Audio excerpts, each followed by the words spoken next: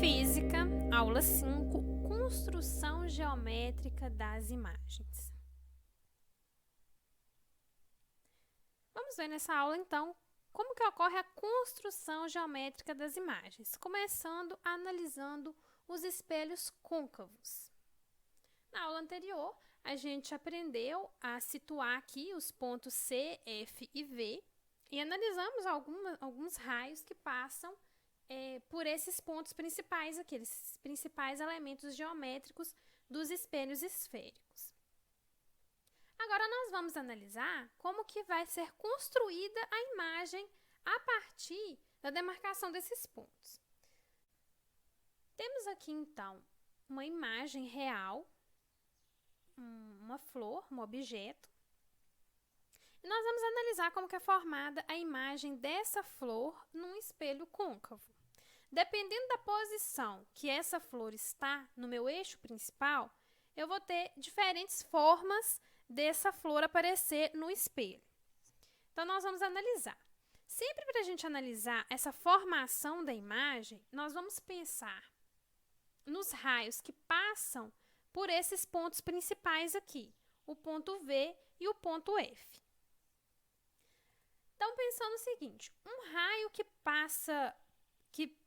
é emitido paralelamente ao eixo principal, ele é refletido passando pelo ponto F. E um raio que é emitido do objeto em direção ao ponto V, ele vai ser refletido, lembrando da segunda lei lá da reflexão, com um ângulo igual ao ângulo formado do eixo principal com o ângulo incidente, vai ser o mesmo ângulo do eixo principal com o ângulo com o raio refletido. Esse ponto de cruzamento entre esses dois raios refletidos vai ser o ponto demarcado da altura da minha imagem refletida.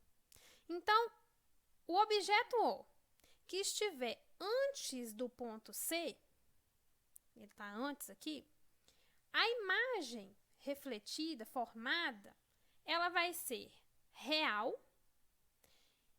Por que real? Porque ela está no mesmo plano de incidência de todos os raios, ela está no mesmo meio aqui, ó, está junto no mesmo eixo aqui principal. Vai ser invertida, porque ela vai ser formada aqui de cabeça para baixo, na parte de baixo do eixo principal, e ela vai ser menor do que o objeto real. Agora, se esse objeto ele estiver situado em cima do ponto C,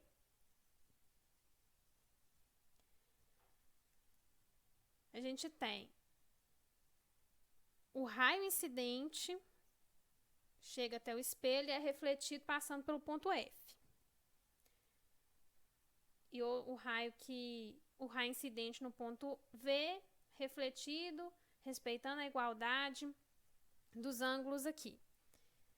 Esse ponto aqui de cruzamento entre esses dois raios vai resultar no seguinte: o objeto O que está sobre C, sobre o ponto C, vai formar uma imagem real, porque está no mesmo plano, invertida, porque vai ser aqui de cabeça para baixo em relação ao eixo principal, e vai ser do mesmo tamanho.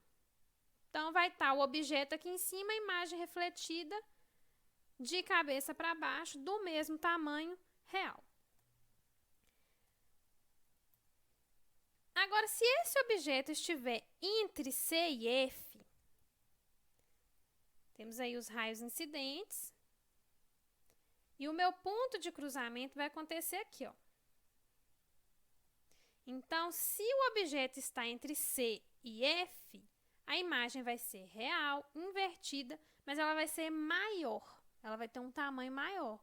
Observe que o cruzamento desses raios refletidos está ocorrendo cá na frente, está longe. Se está acontecendo mais longe, a imagem vai ser maior. Se aqui no caso, aconteceu bem pertinho, ó, a imagem estava aqui e a reflexão aconteceu bem pertinho do eixo aqui, então a minha imagem vai ser menor. Diferença entre os dois aqui, de estar antes ou depois do ponto C.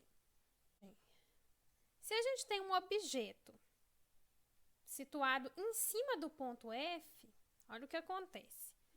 Temos aí o raio incidente e o raio refletido, mas observe que os raios, eles vão se refletir paralelamente. Se eles vão se refletir paralelamente, não vai formar imagem, porque eles não vão se cruzar nunca. Então, nesse caso, se o objeto estiver em cima do ponto F, do meu foco principal, não vai ter formação de imagem. Agora, se o objeto estiver entre o ponto V e o ponto F, o que acontece? Temos que fazer um prolongamento desses raios de reflexão. Vamos prolongar ele aqui para a parte atrás do espelho. E aí, a gente aqui em cima vai ter um ponto de encontro dessas duas retas prolongadas.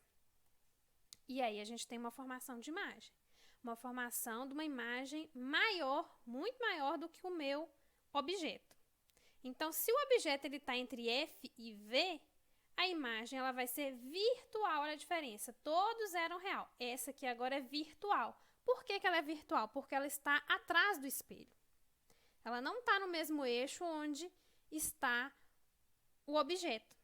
Então, ela vai ser virtual. Ela vai ser direta, porque ela está de cabeça para cima aqui, no mesmo eixo onde estava o objeto. Observe que nos outros casos, as imagens estavam de cabeça para baixo, ao contrário do eixo. Aqui não, ela está de cabeça para cima mesmo, acompanhando o eixo principal. Então, ela é virtual, direta e maior. E o espelho convexo ocorre da seguinte forma. Lembrando que aqui, sempre os meus raios de incidência vai ser na parte de dentro, no espelho côncavo. No espelho convexo, a incidência dos raios vão ser nessa parte aqui de fora. Então, quando eu tenho a incidência do raio aqui, ele vai ser refletido de forma divergente. E eu tenho que fazer um prolongamento dessa reta para chegar aqui até o ponto F. Aqui esse raio incidido diretamente no ponto V e sendo refletido também, respeitando a igualdade dos ângulos da segunda lei. E aí a gente faz esse prolongamento aqui também dessa reta e a gente tem aqui um ponto de encontro desses dois prolongamentos, parecido com o que a gente fez aqui no espelho côncavo.